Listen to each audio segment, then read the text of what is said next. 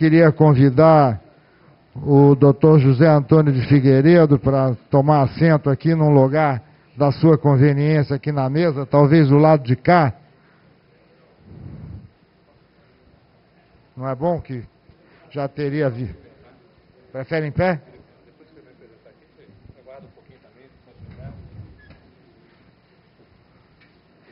Eu pediria aquele microfone solto, por gentileza. O solto. Bom, eu queria então começar agradecendo ao nosso diretor da nossa Petrobras de ter aceito o nosso convite, de imediato, ocupadíssimo como ele conseguiu aí arrumar um tempinho na agenda para falar aqui sobre o plano de negócios e gestão da Petrobras 2012-2016, oportunidades e desafios. O Dr. José Antônio de Figueiredo dispensa maiores apresentações, mas rapidamente eu queria informar aos que conhecem menos que o nosso diretor é aqui do Rio de Janeiro, formado em Engenharia Eletrônica pela Universidade Federal aqui do Rio de Janeiro, com pós-graduação em Management, e ele, desde janeiro de 1979, trabalha e luta pela Petrobras, onde exerceu diversas funções gerenciais, entre as quais chefe da divisão de projetos de explotação do SEMPES e chefe da divisão de engenharia de produção do antigo SEGEN, o Serviço de Engenharia. De dezembro de 2001 a fevereiro de 2003, ele ocupou a gerência geral de implementação de empreendimentos para a EIP e transporte marítimo da engenharia. Na área de negócios, de exploração e produção, ele ocupou a gerência executiva de EIP do Sul-Sudeste de 2003 a fevereiro de 2012, quando ele assumiu a gerência executiva de serviços de EIP. Ocupou a gerência executiva da engenharia de produção no dia 3 de maio de 2012 e no dia 16 de maio desse mesmo ano foi nomeado diretor de engenharia, tecnologia e materiais da nossa Petrobras, É um passo decisivo que a Petrobras deu em criar uma diretoria especificamente de engenharia, E a Petrobras, eu falo até na minha própria pessoa, é um exemplo de propiciar às entidades nacionais o desenvolvimento da engenharia, da tecnologia, a absorção da tecnologia. Eu já trabalhei para várias empresas de governo, eu tenho uma empresa e quero, sempre que tenho oportunidade, torno público isso. Graças a essa mentalidade que a Petrobras sempre teve, que se caracterizou, nós pudemos nos desenvolver tecnologicamente. Métodos que nós bolamos para resolver certos problemas, nós fomos chamados para estudar esse problema, e a Petrobras, vamos dizer, investiu nesse desenvolvimento. O sino de mergulho que nós concebemos, a Petrobras resolveu um problema de um contrato guarda-chuva que a Petrobras firmou, e a empresa vencedora tinha cotejado o preço de sondagens da Europa, e aqui nós não tínhamos navios de sondagem. Então eu fui chamado pela Petrobras para discutir o assunto e nós bolamos a transformação de um navio de mergulho, num sino de mergulho, num sino de sondagem. E a Petrobras faz uma proposta para nós estudarmos. Eu falei, eu nunca fiz isso na vida. Eu acho melhor, se você acreditarem nisso, colocar um gerente técnico em cima de mim, o administrativo anotando os gastos e estabelece uma taxa de administração e, se der certo, deu certo. Eu achei que a Petrobras não ia aceitar isso. Não é que ela aceitou, quer dizer, essa é a mentalidade que a engenharia brasileira precisa. E a gente teve sucesso nesse empreendimento, nessa ideia, com a participação da Petrobras, opinando, não, assim não, é melhor assado, e conseguimos fazer quilômetros de sondagem, economizando divisas, né? E aí vai, mas eu não sou eu que fui convidado para fazer a palestra, eu só quero ressaltar o meu entusiasmo em ter aqui o diretor de engenharia da Petrobras. E também vou passar já a palavra para ele e dizer, quando eu fui eleito há 3 anos atrás, pela primeira vez como presidente do Clube de Engenharia, a primeira pessoa que eu trouxe foi o presidente da Petrobras, para vir fazer uma palestra. E agora eu estou recém-eleito, né, vou tomar posse no segundo mandato na segunda-feira, e eu fico satisfeito da data que foi escolhida pelo diretor de engenharia da Petrobras, está, digamos, abrindo a minha segunda gestão como presidente do Clube de Engenharias. Sem mais delongas, então eu passo a palavra e vou sentar ali para assistir melhor ao nosso José Antônio de Figueiredo. Boa noite a todas e a todos, aqui no salão, na Web TV.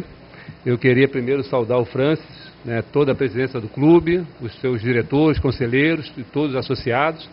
Em nome da Petrobras, é uma honra estar aqui, né, numa casa que eu venho contar um pouquinho da história da Petrobras, tem 60 anos ano que vem, e aqui essa casa tem mais de 100 anos, pensando em engenharia, pensando em soberania, e vocês vão ver que a engenharia nacional e a Petrobras é uma coisa que está, desde o primeiro momento, estão ligadas, né? Eu vou tentar agregar alguma informação a vocês, porque a maior parte dos senhores e das senhoras construíram muito do que eu vou falar aqui. Estamos aqui com o nosso colega Maranhão, daqui a pouco falei com ele, né? E falar alguma coisa para o Maranhão é muito difícil, Maranhão. Então vou tentar. Hein? Não, tem Fernando Siqueira, que está no conselho também, né? Então, trazer aí para vocês algumas reflexões que a Petrobras está vivenciando e essa nova oportunidade, né? A gente fala que sempre desafios e oportunidade andam juntas. Então, vou compartilhar com vocês alguns desafios, mas muitas oportunidades para o Brasil e para a engenharia nacional. Então, mais uma vez, em nome da diretoria da Petrobras, da presidente Graça, muito nos honra estar aqui. Eu estou com minha equipe aqui, toda a minha equipe da diretoria está aqui comigo. Qualquer dificuldade que eu tiver, eu vou pedir apoio, né? Mas a presidente Graça está acompanhando, agradecer o convite e, mais uma vez, parabéns pela reeleição, parabéns pela posse e vamos continuar trabalhando pela engenharia nacional, né? Se me permitirem, eu vou ficar aqui um pouco... Está ouvindo bem, pessoal? Está ouvindo bem? Tá. Então, essa apresentação, eu procuro falar bastante do plano de negócio da companhia, né, nesse período 2012-2016, e falar bastante de oportunidades e desafios, né? A nossa diretoria, essa aqui é a estrutura da companhia, né, a presidente, com o seu conselho. Nós temos 3 áreas de negócio na companhia, que é uma área de exploração e produção, que é o diretor Formili, uma área de abastecimento, que é o diretor Cossenza, e uma área de gás e energia, que é o diretor Alcides. É a partir dessas 3 áreas que a gente gera a receita para poder investir, né? E nós temos aqui uma área financeira, que gerencia a companhia em termos financeiros, uma área internacional, uma área corporativa de serviço, que é mais a parte de administração de prédios, a parte de SMS, e nós estamos aqui com a engenharia, tecnologia e materiais. 3 letras, o ET, a diretoria se chama ETM. A Petrobras gosta muito de siglas, né? E agora a sigla, no passado, como disse o Francis, foi CEGEM, foi diretoria de serviços, e agora é diretoria de ETM. 3 letras, engenharia, tecnologia e materiais, para fazer o que a companhia precisa fazer em termos do seu plano de negócio. Na engenharia, nós fizemos uma recente reestruturação. Até o mês de maio, nós tínhamos um gerente executivo, que muito tempo foi o Barusco, né, como gerente executivo, e depois foi o Gonçalves. E para poder fazer frente a todos os investimentos da companhia, eu tenho comigo agora um gerente executivo que cuida das obras de AIP, eu tenho um gerente executivo que cuida das obras do abastecimento e um gerente executivo que cuida das obras de gás e energia, para ver um alinhamento perfeito entre a minha área com a área de negócio. Quer dizer, eu construo plataformas, mas o meu objetivo não é construir uma plataforma. O meu objetivo é permitir ao diretor Formili que ele construa a curva de produção, porque é a partir da curva de produção que a gente vai gerar receita para os novos investimentos. Então, esse meu gerente executivo, todo dia ele está olhando a curva de produção, para garantir que aquela plataforma, aquela sonda chegue a tempo, né? O engenheiro executivo é o Braulio, ele está em viagem ao exterior, nós estamos aqui com o Moro, que está representando ele, né? O Moro está aqui. Na engenharia de abastecimento, a mesma forma, a gente olha para o plano de negócio do diretor Cossenza, que é o diretor de abastecimento, implantação de refino, parque de refino, adequação das plantas para diesel e gasolina, e olhando o plano dele, a gente realiza a obra que ele precisa. E para isso eu tenho aqui o Maurício Guedes, que hoje ele não pôde estar aqui. Na mesma coisa, na parte de gás e energia, o diretor Alcides, e nós temos aqui o gerente executivo Roberto Machado, não posso fazer isso, que é questão de segurança, que está olhando ali o plano dele. Então há um alinhamento muito forte da minha diretoria para viabilizar o plano de negócio da companhia, né? Junto aqui com a engenharia, nós temos toda a área de tecnologia, né? Para engenheirar, muitas vezes nós temos que conceber novas tecnologias, inovações. Nós temos o SEMPES, na minha diretoria, está aqui o Marcos Assayag, que é o gerente executivo do SEMPES, maior centro de pesquisa do Hemisfério Sul. Temos a tecnologia de informação, que hoje realmente o nosso negócio tem que ser baseado em sistemas de informação. E toda a cadeia de suprimento de materiais, né? Temos o gerente executivo Marco Aurélio. Não sei se o Marco Aurélio já chegou, mas deve estar chegando. Então, vou mostrar para os senhores que eu tenho 3 letras para fazer poucas coisas. Também são 3 coisas muito simples, que ao longo da minha apresentação vou tentar explicar o que nós temos para fazer, né? Não há como a gente olhar para o futuro, não olhar para novas oportunidades, sem falar um pouco da história da indústria do petróleo no Brasil, né? Aqui nessa sala talvez não tanto, mas hoje nós temos uma garotada de meninos e meninas profissionais chegando à indústria. E eles chegam na indústria encontrando uma indústria autossuficiente, com pré-sal. Agora, temos que entender essa história, né? Essa história não começa hoje. A Petrobras, ano que vem, ela comemora 60 anos de oportunidade e desafios. Essa é a história da Petrobras. Hoje, a grande oportunidade, o grande desafio é o pré-sal, mas com certeza é apenas o desafio do momento. A turma da exploração já não considera o pré-sal hoje futuro. Para eles já é o passado. Eles já estão procurando outro desafio, que logo logo vai chegar para nós da área de engenharia, né? A Petrobras foi criada em 53, então imagine os senhores e as senhoras o que é criar uma empresa de petróleo para procurar um petróleo que vários especialistas à época afirmavam: não temos petróleo no Brasil.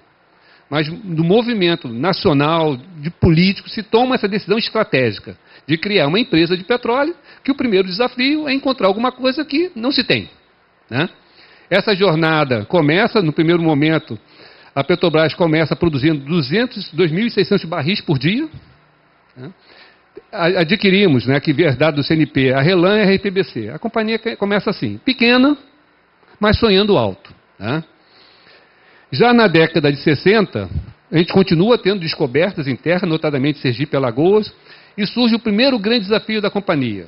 Uma companhia que é basicamente de terra, os geólogos já estudando a formação do petróleo no nosso continente, falam: temos que ir para o mar. Quer dizer, imagina o que é uma empresa que está acostumada a trabalhar no sertão baiano e agora tem que se aventurar ao mar. Então, na década de 60, os exploracionistas, né, ali a turma do Estrela, falaram: vamos procurar petróleo no mar. E o primeiro poço submarino ocorre no Espírito Santo e o primeiro poço é seco. Então, França, imagina o seguinte: não tem petróleo, vai para o mar e não encontra petróleo.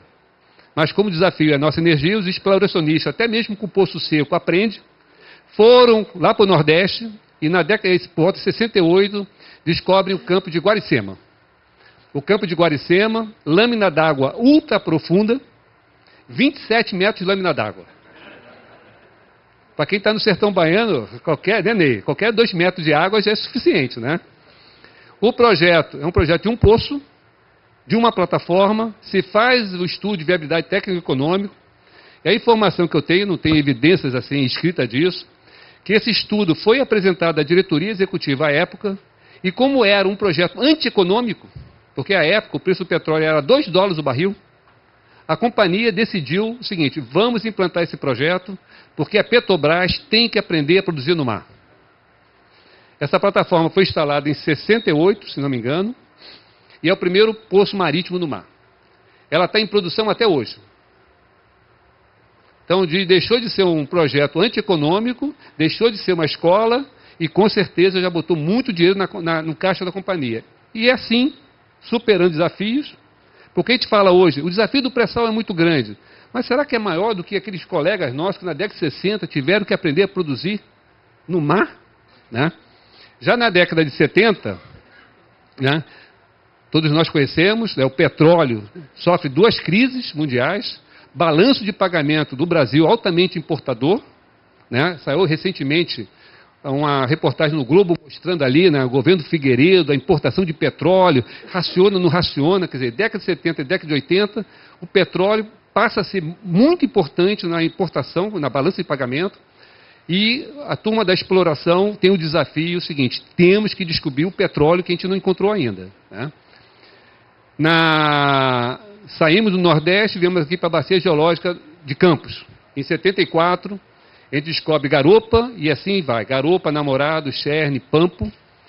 Tudo que nós tínhamos aprendido com Guaricema já não é suficiente, porque não é mais um poço, são plataformas complexas, no caso de Namorado, lâmina d'água de 200 metros, desafio tecnológico, quer dizer, o limite da tecnologia para uma plataforma fixa. A Petrobras faz parte da sua história. Quando não sabe, procura alguém que saiba. Fomos procurar essa tecnologia que estava disponível no Mar do Norte. Trouxemos o projeto básico para cá, mas o compromisso de conteúdo local sempre existiu. Apesar do projeto ser um projeto do Mar do Norte, todas as plataformas, jaqueta, módulos, foram feitas no Brasil. Então a gente começa a aprender a construir grandes estruturas marítimas. E no final da década de 80, a gente começa a instalar, então, essa bacia de campos que a gente conhece hoje. Garopa, Namorado, Cherne. E, basicamente, a turma da exploração de engenharia, sabe, França? Terminou o ano ali, década de 70, início de 80, criamos a engenharia básica no SEMPES e assumimos o seguinte, agora já sabemos fazer tudo. Já sabemos projetar uma plataforma grande a 200 metros de lâmina d'água. Só que os exploracionistas, a turma da exploração, não gostam de deixar os engenheiros sossegados, né? Daqui a pouco eu conto por quê. Volta um pouquinho, por favor. Volta um pouquinho. Aqui. Outro ponto importante, né? É que já nesse momento, aqui no início da década de 70, 80, a Petrobras começa a caminhar para águas profundas. Então, aquela jaqueta de Namorado, que tinha 200 metros de lâmina d'água, com a descoberta de Piraúna, de Linguado, de Marimbá, 300, 400 metros de lâmina d'água, tudo que a gente sabia já não é mais suficiente, porque a jaqueta não consegue chegar àquela lâmina d'água. O pessoal da Petrobras